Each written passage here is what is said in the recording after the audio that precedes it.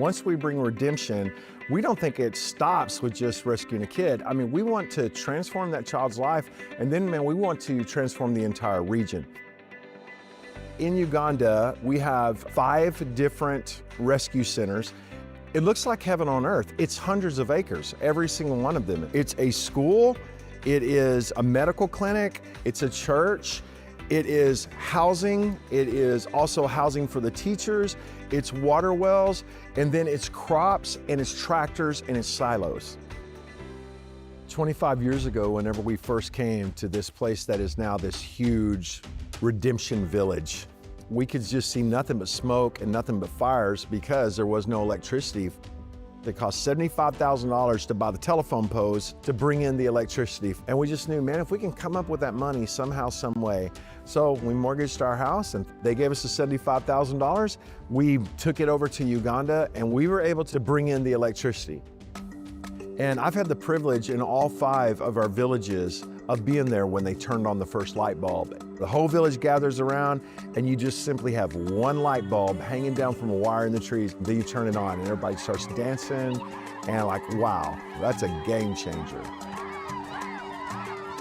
If you go to the house that is on top of the hill and you look out, so beautiful, it's so green, it's so amazing. And then at night, whenever the sun goes down, it's nothing but electric light bulbs at every single house.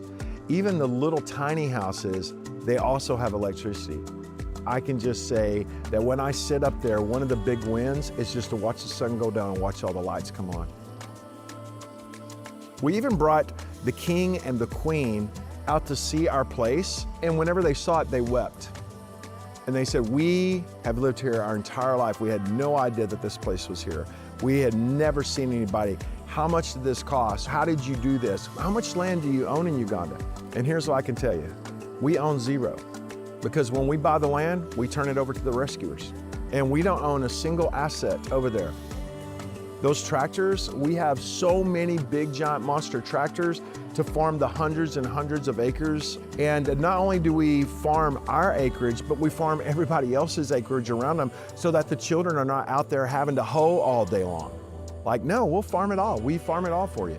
And then once we fill up our silos, we sell all that food in Kampala. So how much of that money comes to me? 0. It goes right back into the villages that we have created.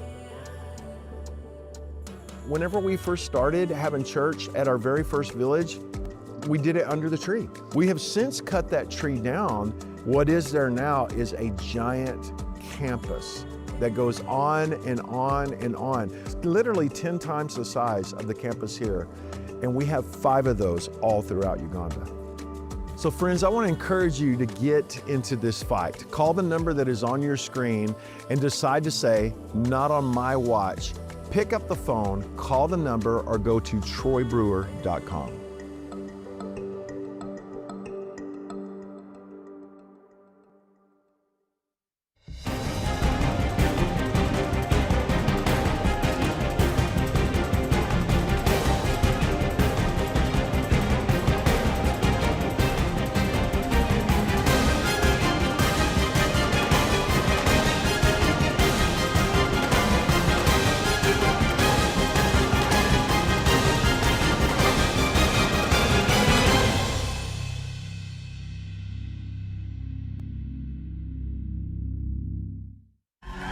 Are y'all ready? Sean. 1, 2, 3, boom!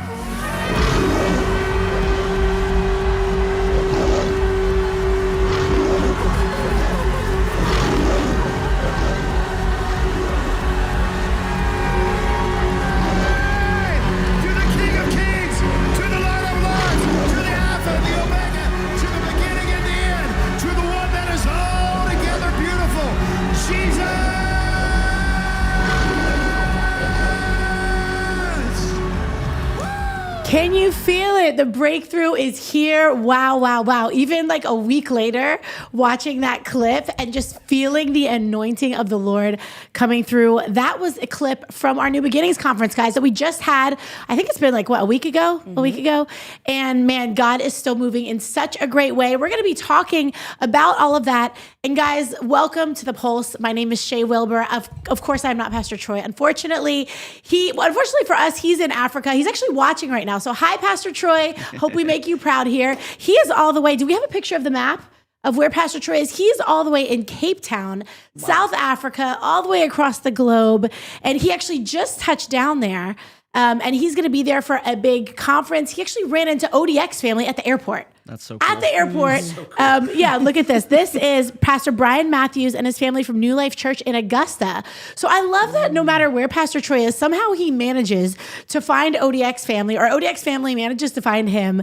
It really speaks to how incredible of a family that we have built here. And if you're watching us on YouTube or Facebook or anywhere else and you're like, what is the ODX family? Go to odx.tv when we get done here and check it out and become part of our family, guys. This is episode 115 of The Pulse, and we're diving into the New Beginnings Conference. We're talking powerful breakthroughs, testimonies, and the move of God that we are still feeling here today. I'm joined by a couple of our pastors. So if there's extra anointing in here, it's because we have a table full of pastors. We have Pastor Frankie in the house, our young adults pastor. How are you, Frankie? I am so excited to be here. I'm so excited. This is your first time on The Pulse. It's my first time. I couldn't believe that when you said that. I'm like, I feel like you've been on The Pulse before. Well, I'm so excited to be You're here. a natural. You'll be great. And Pastor Ryan, it's so good to have you. Good afternoon, everybody. It's always good to have you and your talking points and your notes. You've got, I love it. We told you, that we were going to be recapping the conference. And of course, you were prepared already.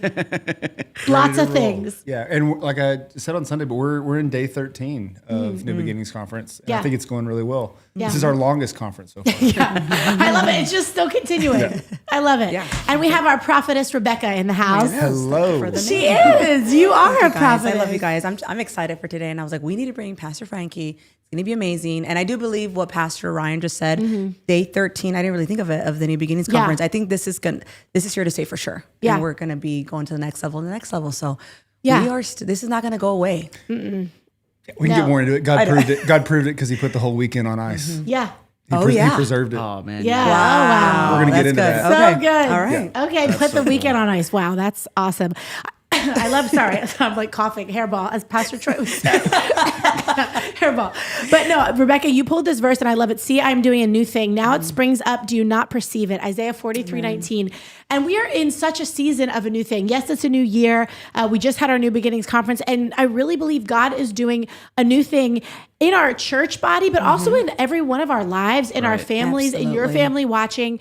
And please feel free to share testimonies. If you feel like God has been moving extra in your life, since the start of the new year, maybe since our New Beginnings Conference, put your testimony in the comments right now and let us rejoice with you. We love our family. We love how interactive you guys are from all over the world. Rebecca, we have people joining us from all over. We have Canada. We have Adele from Canada. We have North Carolina, Vicky Hodges.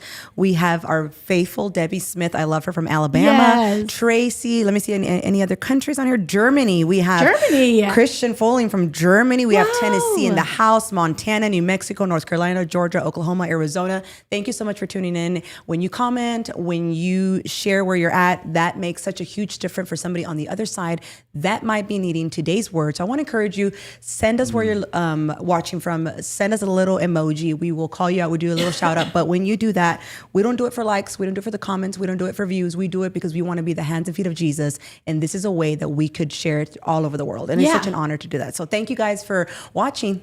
Yes, it really is. And don't forget to subscribe, guys. We have so much going on within this house as far as media. If you're new here, we are churning out media all the time, whether it's our services, whether it's our new TV show, The Counter. And if you aren't aware of The Counter, guys, after this, you need to go watch our playlist here on YouTube for The Counter and check it out. There is no show like it. And every Tuesday night, we release a new episode. Tonight, we're actually dropping the episode 6 after show, hosted by the one and only Joseph Z. We love him. Yes. And man, guys, it is powerful. It is powerful. And he's going to recap the show. And our episode 6 was actually a really, really intense show, all about human trafficking, Baal worship, pornography. There was nothing off limits, nothing that they were shied away from topically. And so if you missed that, you gotta check it out. I think last time I checked, we had 97,000 views. I just sent you that. Oh my goodness. In 6 days. Crazy. I think that might be our most watched episode, which is crazy because I was, to be honest, a little bit nervous that we were going to get flagged. it's hard within this house. We don't Correct. really filter ourselves. Right. No, we don't. And that's why we have our ODX platform, because in case we do get filtered on here, we jump over there. But that's just Pastor Troy. That's not his MO. His MO is not to play nice in the sandbox with the PC crowd. His MO is like, I'm going in with Bible. Absolutely. We're going to talk about the issues that need to be talked about. And that's what they did on this episode of The Counter. And so we put it out there on YouTube, and we were kind of like, all right, are we going to get flagged for this? Like, Right. And the fact that we have that many views, I thought we were going to get penalized with the algorithm. I thought all the things. And man, people want this content. They want to hear it. I think it's very important. I like watching a lot of crime scene. I like watching Law and Order. But if they are not hiding it and all their episodes are about sex trafficking, literally, I'm like, we shouldn't be afraid to share and take the lid off. Like, we're literally, we have to share, and we have to bring it to the light. The darkness will be, it's been too long that they've been hidden under the carpet. But I'm telling you, all your normal shows on TV, on Hulu and all that, they're all talking about that. So why can't we be the Why can't we answer? be the one? Yep. So I think it's one of the best. And I think it's really cool because I follow 3 other podcasts that just in the last week and a half, they all posted something about sex trafficking, pornography. And so I really do think the Lord is doing something in this season where he's really dealing with this, and he's bringing it to our attention. Yeah, I mean, we see it in the headlines with like the Epstein files. I mean, they even talked about that in the episode, in the 6th episode of The Counter. But, it's coming to light. Like, what is hidden is being revealed. Right. And the church needs to have an answer. It's our role. It's our responsibility. I hate it when people are like, well, we shouldn't really get into politics because like, if, politics here, church is here. It's like, no, everyone is in. If the world is the one dictating to our kids, to our families, to society, and we're not speaking up, then what direction do we think this is all going to go? Right? What, Pastor Ryan? I You got the look on your Pastor face. wants to say something. No, the Law and Order thing and what you just two said, I'm actually okay with the world getting loud about what the problem is. Yeah.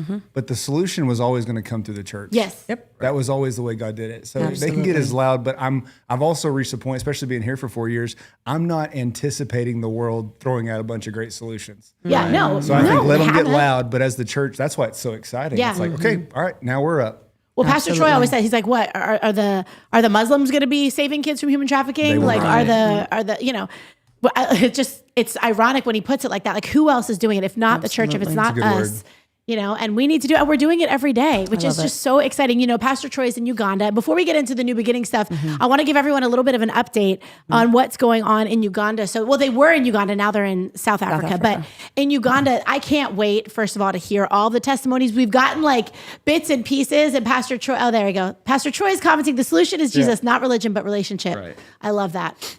Yes. Okay, Pastor. Well, we love you so much. And I'm going to share with them a little bit of your update from Uganda when you were there. So Pastor Troy, Leanna, Pastor Jerry, we've been in Uganda for like over 30 years now, which is crazy.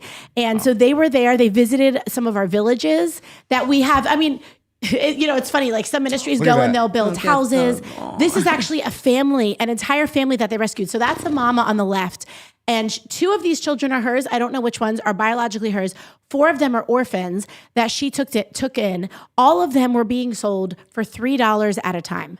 $3 at a time. So our team heard about this, paid $25 for all of them, threw them in a van and drove off. And of course, what do you think we're doing? We're building them a house in one of our safe villages, removing them from the situation that they were in. Pastor Troy said we already sent $60,000 for that home. So man, what a beautiful family. What a beautiful family. I love that picture. And I'm so excited to hear more about that and to follow their journey because, we'll get to, because we have teams there. So that like, as the houses get built, we're going to get pictures. We're going to get pictures of them, I'm sure, standing on the front steps of their home soon. Right. And that's just one family. And the fact that we've been there and we've built villages. This is from one of our villages. I know.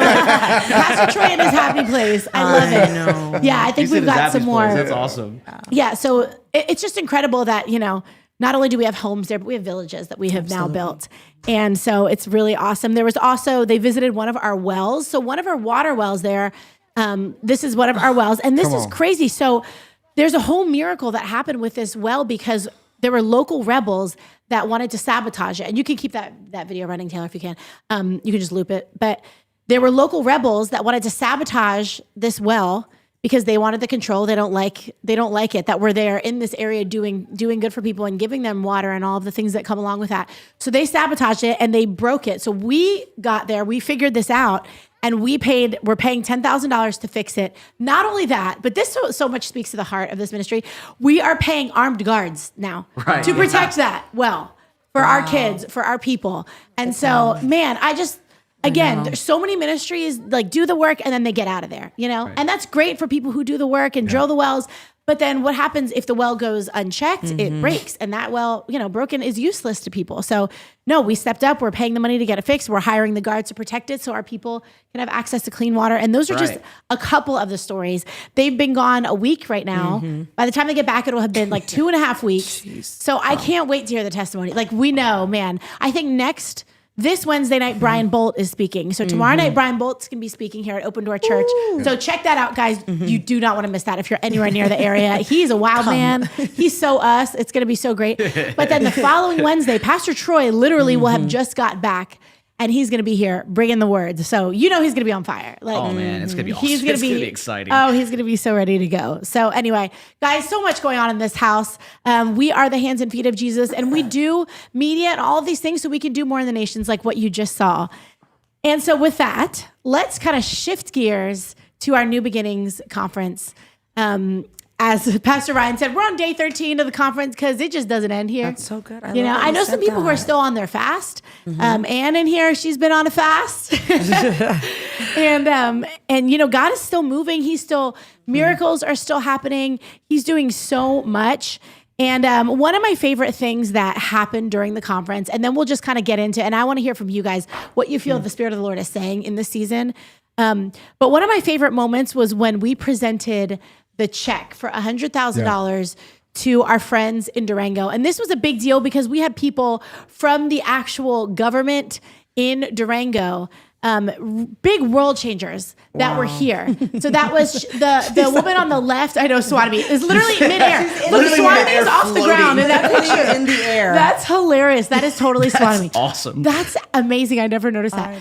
But the woman in the pink, she is the Supreme Court Justice. Yes. And then the woman in the brown, she is over all of like transportation, infrastructure, and all that. So they are like high up there. They are now friends of ours. They are now family to us, and we were able to present them with a check. Do we have the reel from that moment? Okay, watch this, guys. This is so awesome. I would like to invite to this stage the Secretary of Transportation for the entire programs of Durango, Miss Ana Rosa Hernandez. And I would also like to invite to the stage the President of the Supreme Court, Selena Soto. Let's give a great big Troy Brewer Ministries welcome to two of my partners that work in the government, the head of the Supreme Court, and they work with us to rescue children. Ladies, we are so honored to have you here tonight, and we are anxious to get this building finished and to get it full of girls and babies. We don't want you to go home empty-handed, so we want to give you something tonight. You guys did this week at this conference. And on behalf of Troy Brewer Ministries, and in the name of Jesus, we present to you a check for $100,000 here tonight.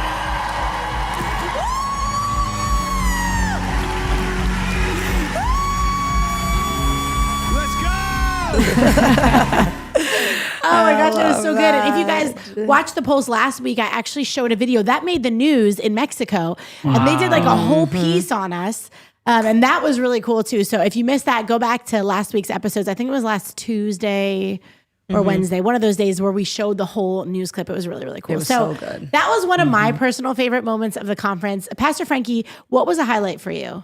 Yeah, so this is my second year being a part of New Beginnings. Is it really? It's my second year. Oh my goodness. And I had the opportunity of being the host of the conference, and I'm standing up on what we call the crow's nest. Yeah. And during worship, and Pastor Roy just starts prophetically just going after healing.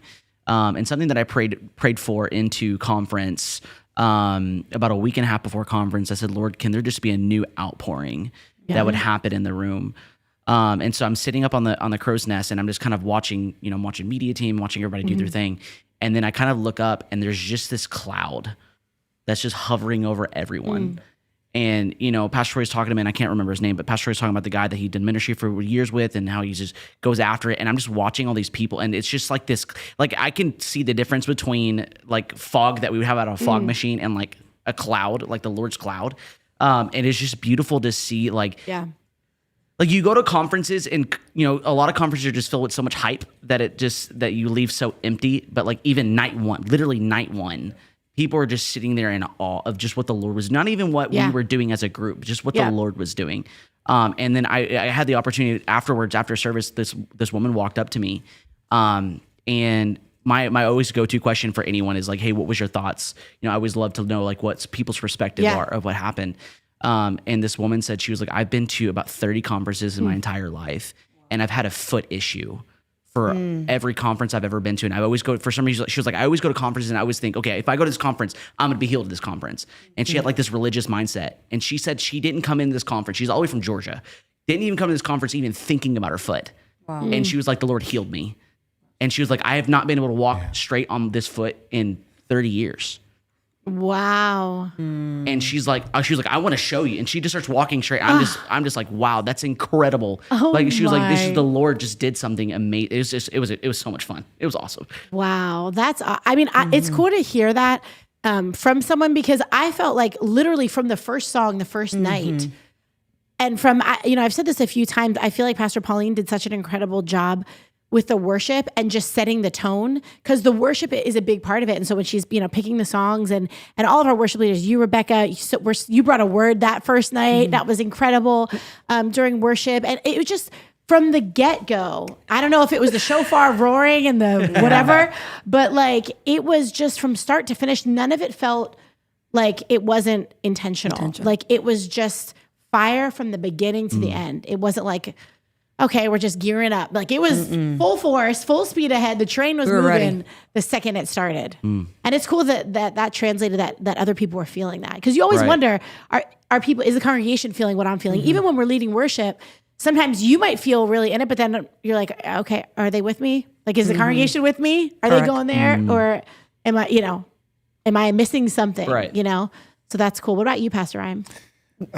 Which direction? Because there's something that Frankie just said. The Lord is totally in what he just said about that lady's testimony. Because sometimes what she experienced was sometimes the Lord will wait for us to stop going after something so that He can do it, so that we can take zero credit. That's right. He will wait until we totally take our foot off the gas pedal of going after it, and we just go into a position to just go after Him, and then He does it, and then the only thing we can say is the Lord did it. Wow. Because sometimes whenever we go after stuff, there's this small part of us, or people can begin giving us credit. It's like, oh, that happened because you did this, this, and this. That's not the way the Lord works all the time. Sometimes He'll wait for us to stop. Yeah. And this conference was filled with people who they did not come for a scheduled conference. Yeah. They didn't come for our best planned conference, even though it was in many ways. What people showed up for this time, based on what I observed and experienced, was people were coming for something sacred. Yeah. And that's what set it apart. That's I think there was a growing desire over the past few years within the church and the ODX community specifically, where we began to stop tolerating anything that wasn't sacred to the Lord. That's so And so the praise and worship sets, the preaching, Pastor Troy's preaching, which I'll get into here in a few minutes, because it was way different than anything I'd ever heard him say and the way he delivered it. Yeah. But people were really looking for something sacred. And I think the cloud that you experienced, the world could have put a cloud in. Right. But that's not what it looked like. Right. The world could have put on and done music, but that's not what it sounded like. The world could have healed her foot, but that's not what happened. What happened was people experienced the sacred in a new way. Yeah. And I think that's very Davidic. That's very David themed. It's very Jesus themed. And that would probably be the best overarching part of the conference. It was a sacred time. Yeah.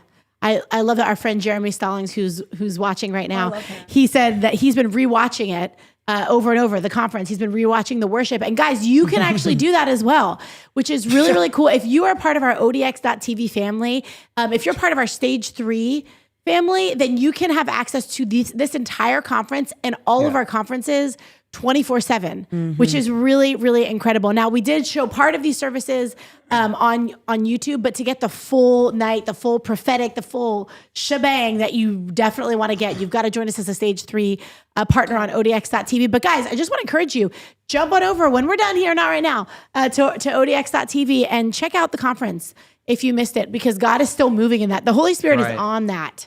He is on that, and he can move in your home the same way that he moved in the room that evening on those days. He can do it. He can do it. So don't miss out and don't hesitate, and share it around. Please share it around. I want to share one testimony from Debbie Smith, who we love. Debbie Smith. She said something that really touched her heart. Is she was there at the conference. She had a fuzzy purple vest on, and people she didn't even know came up to her and wanted to hug her.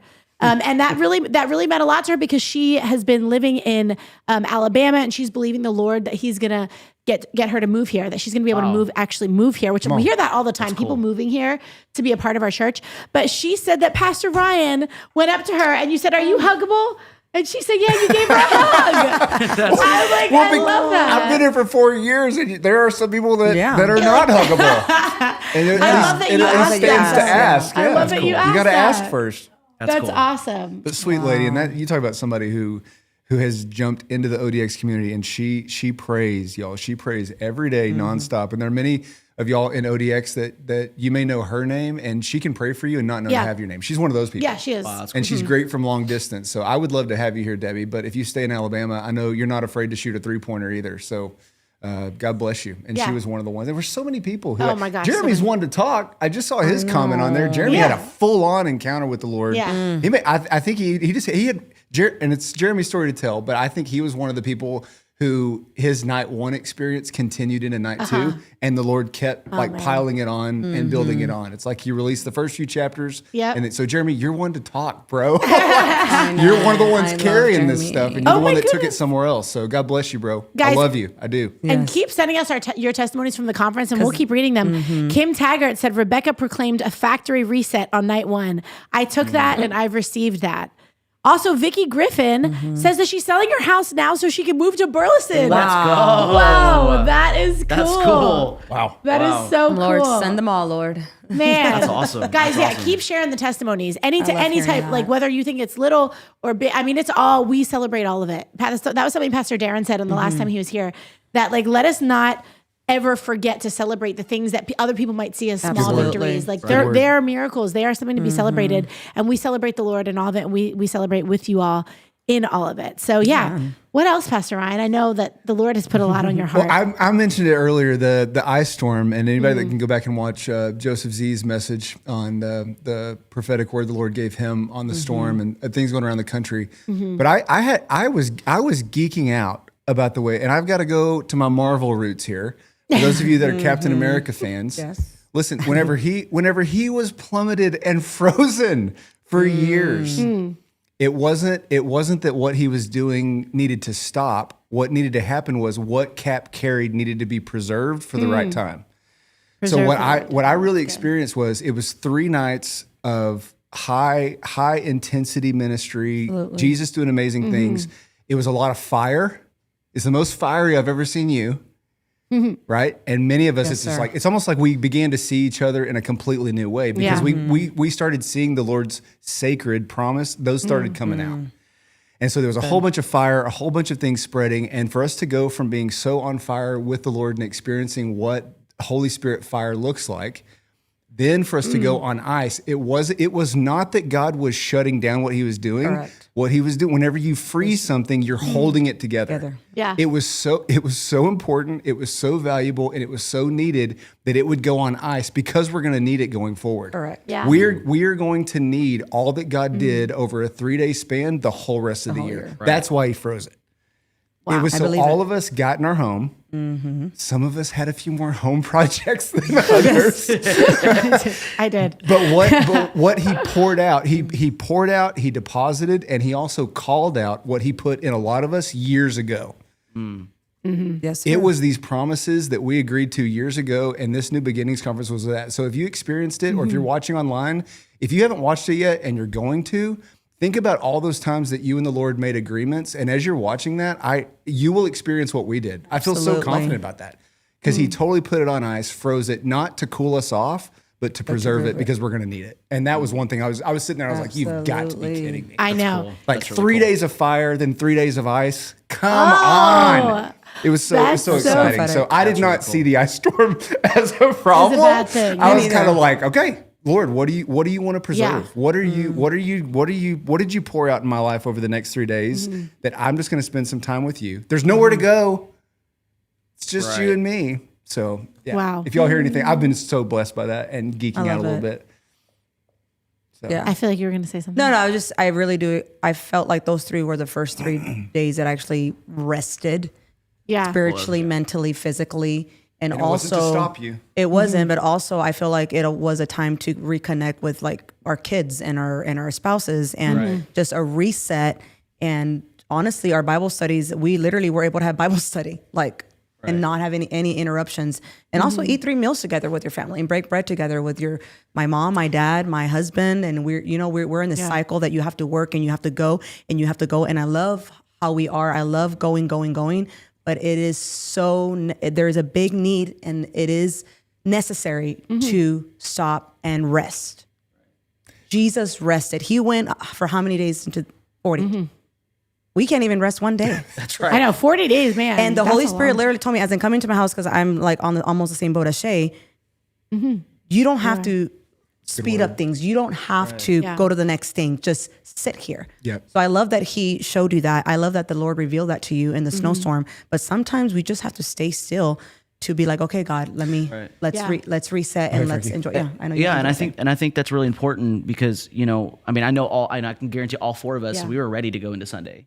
I was ready Sunday. I was dressed, ready, getting in my car to go pick up one of the worship leaders that did not have a ride because he had eyes. Yeah. And I'm like, okay, I have to repent because I'm mad that it got canceled. Yeah. No, and for real. I know we were ready. We were like, let's go. We were all ready to go. And I think especially when you go out of a conference like we just came out of, if you're not careful, it's so easy to go back into what's familiar. And so then you lose. I'm gonna write that down. You lose everything that you just gained because you go right back into the season that you were in and you don't know how to carry it into the next season. Oh, So during that weekend, even though, we're hanging out with our kids and hanging out with our spouses, like the thing that I kept thinking about was like, Lord, like what am I carrying into the season that you need me to be still in right now? Like throughout the next couple days, because we were out till about Tuesday or Wednesday. Yeah. What do I need to carry into this next season that I'm so focused on trying to go back to what's familiar? And one of the things that Lord highlighted to me, he was like, Frankie, if you're gonna carry what I want you to carry, then you have to go slow. You have to go slow. Because I know you're ready to run, and I'm all of us were ready to run. He was like, you need to go slow because you're gonna begin to drop things that I need you to be able to carry it this season. That's really good. So that's really good. That's a word that I feel like I will marinate in for a while, because I think that is the temptation, just to like, and it's well intended too. Like God gives you vision or puts something on your heart, and it's like you want to go 0 to 100. All right, Lord, I'm going to go after this that you put on my heart and that you've anointed me to do or called me to do, whatever. And then sometimes God's like, no, I'm just like showing you that, but this is like a step-by-step thing. Right, and if you think about like the season of David, when God anointed David, it took years before he even came into kingship. And I know a lot of men in the room, one of the things that I kept feeling in the room was men are being like raised up to take on a warring position. Absolutely. And I think a lot of times in men is like we get this idea and we're like, okay, we need to run now, when we haven't even completely focused on what the Lord is wanting to do then. So I think that especially in that season, it was like, okay, like you're ready to war, let's war. But I need you to be still because it's not that time yet. Yeah. And I love that. I mean, you think about the whole conference was the heart of David. Right.